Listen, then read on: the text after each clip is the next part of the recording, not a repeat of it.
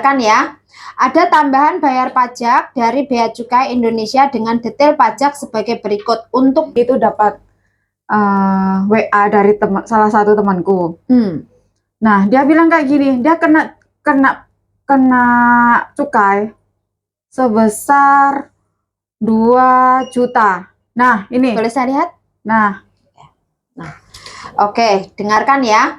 Ada tambahan bayar pajak dari Bea Cukai Indonesia dengan detail pajak sebagai berikut. Untuk pajak 1.984.517 dan ada tambahan administrasi 195.000, total keseluruhan 2.179.517. Well, banyak tuh. Nah, di sini mau saya bahas ya.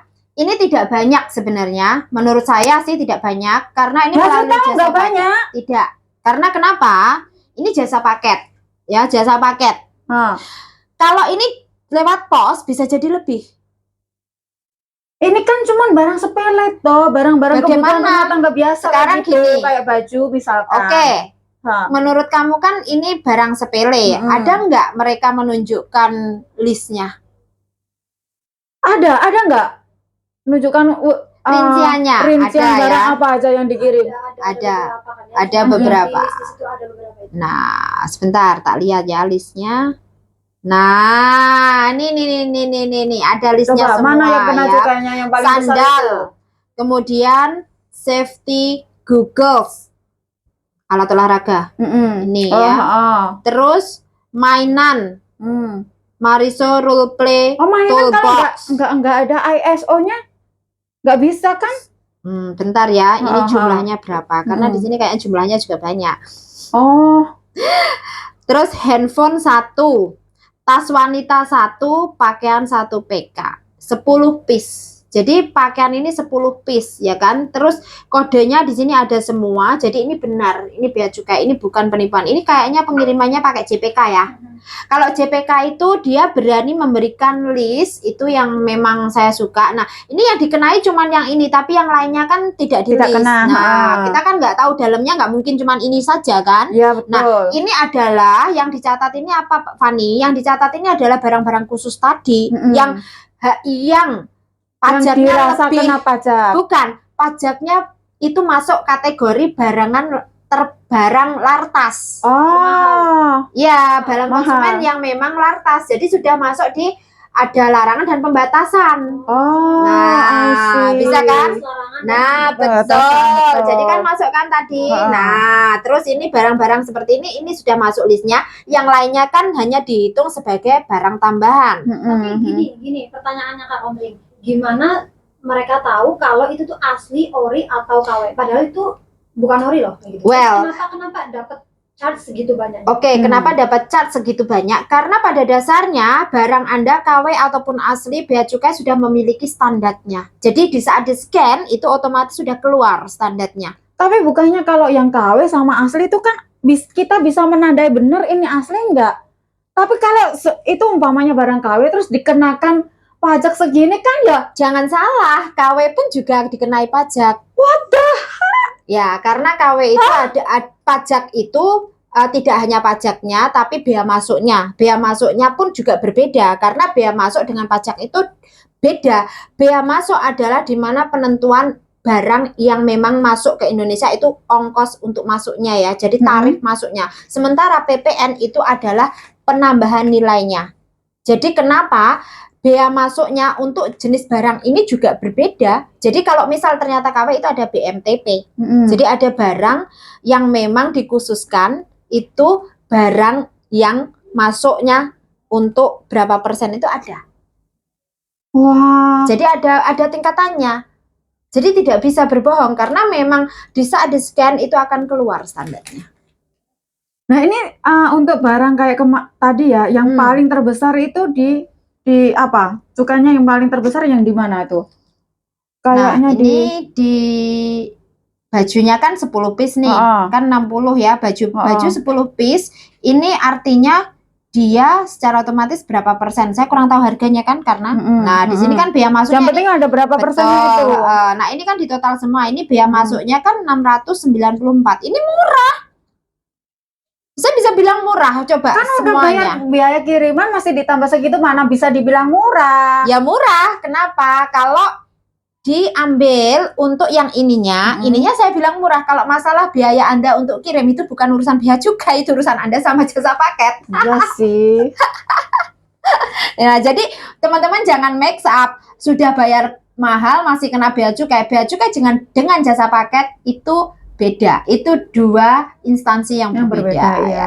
Jadi harap dipahami. Nah, terus di sini ada lagi kan bea masuk tambahan. Nah, ini loh BMTB ini adalah bea masuk tambahan. Nah, itu buat apa lagi? Nah, BMTP sama BMAD. Nah, BMTP di sini adalah bea masuk tambahan karena barang lain yang kamu tidak jelas harganya.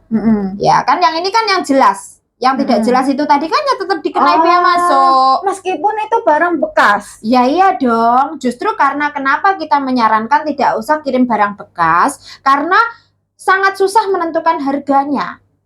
Nggak usah kirim barang bekas, bajumu nggak usah dikirim. Udah dibuang aja di sini daripada nanti kamu kirim, udah bayar mahal-mahal, tetap di sana kena pajak. Ya kan?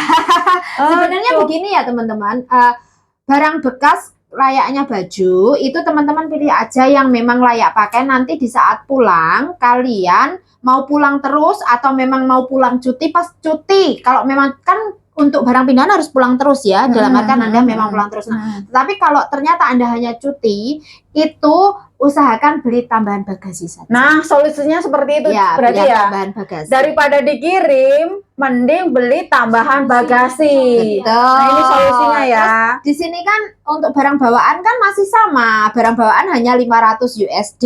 Tetapi 500 USD itu kan nulisnya di saat teman-teman mengisi ECD itu kan jelas, ya kan? Nah, yang paling dikenai adalah HP Anda. Kita lebih untuk menentukan harganya di bea cukai lebih dikenai kepada barang elektronik yang kita bawa, tidak isi koper Anda kan? Benar kan? Jadi koper kan ya, enggak masuknya kan di kan? Tidak, masuknya kan ke bagasi. Apapun yang ada di dalam enggak dilihat loh. Betul. Nah, itu kan sudah masuk scanner. Tetapi juga bagi teman-teman untuk pulang di saat kalian packing barang, jangan bawa bubuk. Bubuk apa nih maksudnya? Bubuk apa saja, makanan yang jenisnya bubuk, jangan dimasukkan bagasi. Iya, itu kalau bisa itu ditaruh di kabin karena itu akan nanti scanner otomatis dicurigai akan dibongkar. Betul, itu akan dibongkar. Nah, seperti susu kemarin kan ada kan yang membawa susu akhirnya dibongkar. Nah, sebenarnya nggak boleh. Jadi susu bubuk atau karena bentuknya serbuk ya, jadi kayak itu barang narkotika itu. Nah, makanya kenapa pakai kayak kalengan itu kan juga nggak boleh. Ingat, jadi meskipun kalian masuk bagasi, kaleng jangan. Kemarin aku bawa itu kayaknya. Kamu kan belum masuk peraturan yang baru itu. Tidak, sebenarnya itu dari dulu. Cuman mungkin dia tidak tidak terscan aja. Tapi kalau kamu lewat di Singapura, kamu dibongkar dan kamu akan langsung. Kemarin aku naik SQ loh. SQ, tapi kan kamu barangnya lewat belakang. Iya, udah. Iya. Ini Kak. Ini Kak, ada pertanyaan. Berapa jumlah barang elektronik semisal kita mau pulang cuti ke Indonesia? Berapa? Untuk HP maksimum 2 yang didaftarkan dan juga secara fisik. Didaftarkan email maksudnya? Betul, didaftarkan email maksimum 2, secara fisik juga 2. Kalau melebihi dari 2 wajib melakukan penyelesaian di kantor bea cukai di bandara. Yang artinya memberi penjelasan ini mau dipakai apa. Kalau untuk personal use kan otomatis kenapa kamu bawa banyak-banyak sih? Nah, terus untuk laptop 1. Wah, kemarin yang laptop itu yang susah. Kenapa? Katanya kemarin kan aku sengaja bawa tas seperti kayak laptop itu. Ternyata aku bilang, bawa laptop ya? Enggak. Coba lihat katanya, terus dilihat. Oh, enggak ada.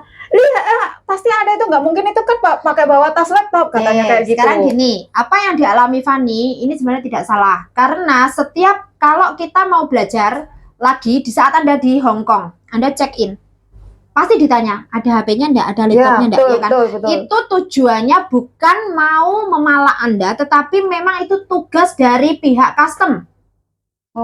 Kenapa? Harus dikeluarkan semuanya kan? Nggak boleh nggak boleh di dalam tas. Jadi harus dicek satu persatu, dikeluarkan semuanya. Karena apa? Untuk keamanan. Ikat pinggang aja kemarin aku disuruh buka sepatu juga loh. Iya, semuanya karena itu sudah menjadi kewajiban pihak bandara, checkpoint dan juga custom. Itu semua border ya. Cahayane, Ya. tadi udah dijelasin ya, udah dijawab sama Kak Kontring bahwa cuti ke Indonesia tidak boleh lebih dari 2 HP dan 1 laptop. Itu aja. 1 laptop, 1 iPad. Tapi Berarti kemarin 4 ya? ya, tapi Oh. kemarin itu ada yang kasih kabar ke saya, dia membawa HP 4 dan Wah. laptop 1, tidak ada masalah. Artinya tidak diperlukan penyelesaian keren, dalam artian. mantap. Jadi cuman di sini kan kita tidak bisa menyatakan memang itu dibolehkan. Jadi saya tidak boleh. Kalau mungkin ternyata Anda nanti tidak perlu melakukan penyelesaian administrasi, bukan berarti peraturan ini tidak berlaku. Ya, jadi Mungkin itu peraturan, iya. ya, jadi maksudnya Faktor kebetulan keberuntungan. jadi kita tidak bisa menyatakan apa yang disampaikan Mbaknya ini sudah mewakili, saya tidak bisa. Tetapi kalau memang kita sebagai warga negara yang mendukung adanya perbaikan, ya pertanyaannya kenapa sih kamu harus bawa HP banyak-banyak? Masalahnya seneng beli. Sekarang begini, Daripada sebenarnya nggak dibuang, apa-apa ya, daripada dibuang. Well, toh didaftarkan kamu itu 1 orang cuma bisa 2. Ya kan, ngapain loh? Jangankan kamu, HP saya juga banyak. Karena memang kenapa? Setiap ganti, Percaya ya. otomatis setiap tahun kan ganti nih. Karena urusan dengan dokumen orang. Bayangkan, itu chat dari 2015. Yang di sini 2016. Yang di HP satunya dari 2015. Jadi, Pusat. nah itu chat WA loh ya, chat konseling. Makanya kenapa teman-teman kalau bilang pernah konseling ke saya, meskipun kalian ganti nomor, di saatnya nanti mungkin kalian update nomor kalian, itu bisa muncul di kontak saya. Wah. Jadi Ini Kak, Ada pertanyaan minimal lagi? harga HP tersebut itu berapa? sama, minimal harganya maksimumnya adalah 500 USD. Jadi kalau misal harganya adalah di Hong Kong dolar, dia akan di-convert ke US dollar. Iya. Jadi di rupiah dulu baru ke US dollar. Selanjutnya baru Anda dihitung berapa. Nah, kalau rupiah paling nggak 7 juta. Ini tidak hanya 1 HP ya, maksudnya kalau kalian kan daftarnya maksimum 2 HP nih. Ternyata 2 HP kalian ini diakumulasi ya lebih dari 7 juta, secara otomatis ya tetap harus bayar pajak.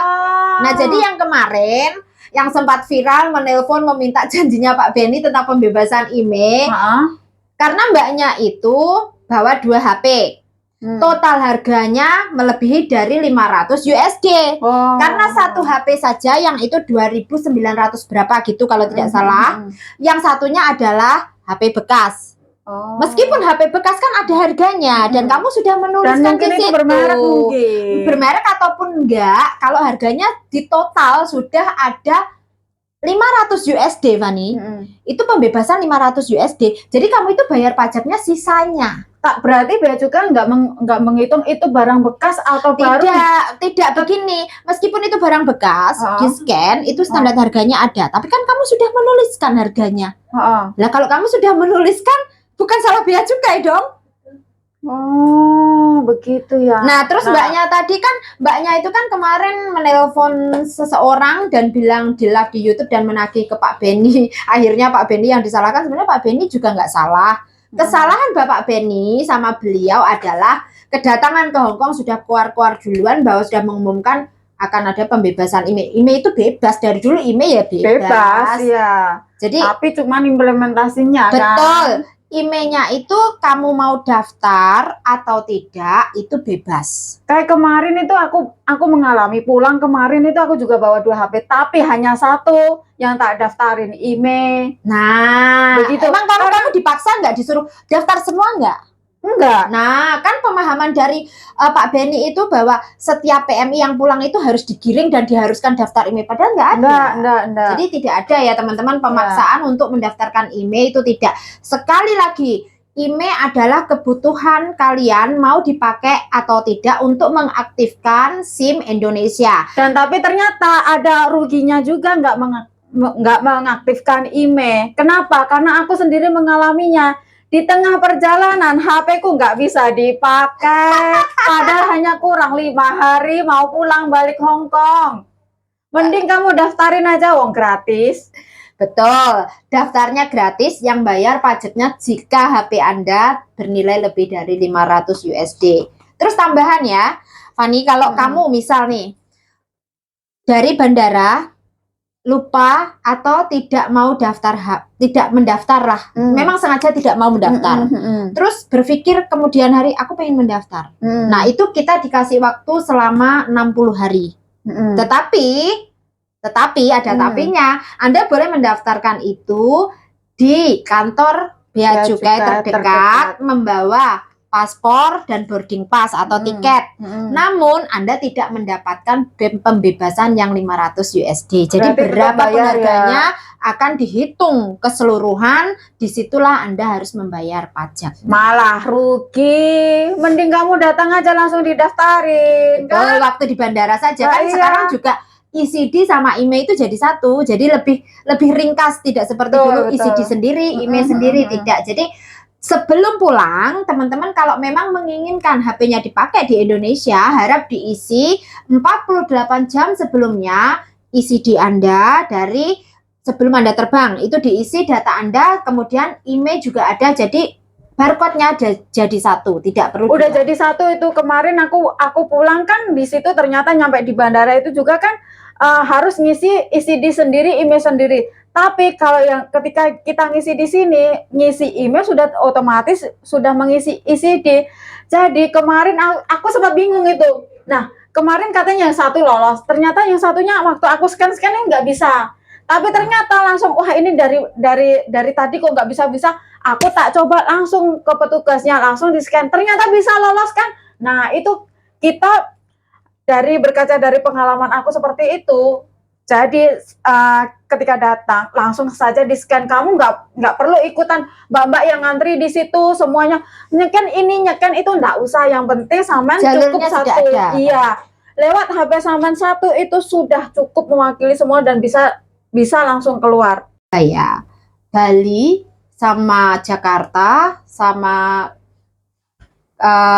lupa aku satunya itu bisa langsung scan di sana. Tetapi kalau untuk Jogja sama Semarang itu ECD-nya di saat kalian kedatangan di sana disambut petugas, ada tab atau aplikasinya nggak ada ya, itu tidak masuk di aplikasi, jadi itu ada di tab. Nanti teman-teman diisinya lagi. Betul, mengisinya di sana. Karena kecuali Semarang sama Jogja ya. Ya, Jogja sama Semarang. Dan tambahan untuk Jogja, teman-teman juga perlu diperhatikan, Jogja lebih ketat ketimbang Soekarno-Hatta dan juga Surabaya.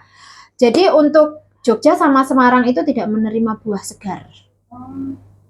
Itu perlu ditegaskan ya, tidak boleh, karena sebenarnya peraturan negara kita maupun negara lain ya sebenarnya sama, negara manapun, bahwa di saat Anda membawa masuk barang impor berupa buah segar, sayur, daging segar, daging mateng, terus ditambah lagi biji-bijian, itu membutuhkan karantina. Jadi surat karantina. Ya. Selain Jogja sama Semarang masih ada kelonggaran. Masih ya, Bali juga Bali pun juga tidak bisa. Surabaya masih ya, bisa. Surabaya sama Soekarno-Hatta masih ada kelonggaran, tetapi yang tersorot paling ketat adalah Jogja sama Semarang yang memang mempraktekkan itu sudah dari dulu. Barang tersebut itu. Betul.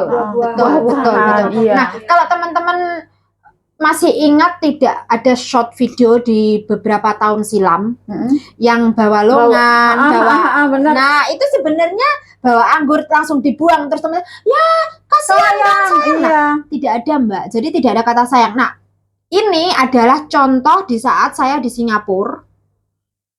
Itu sama, di saat Anda membawa barang bawaan itu.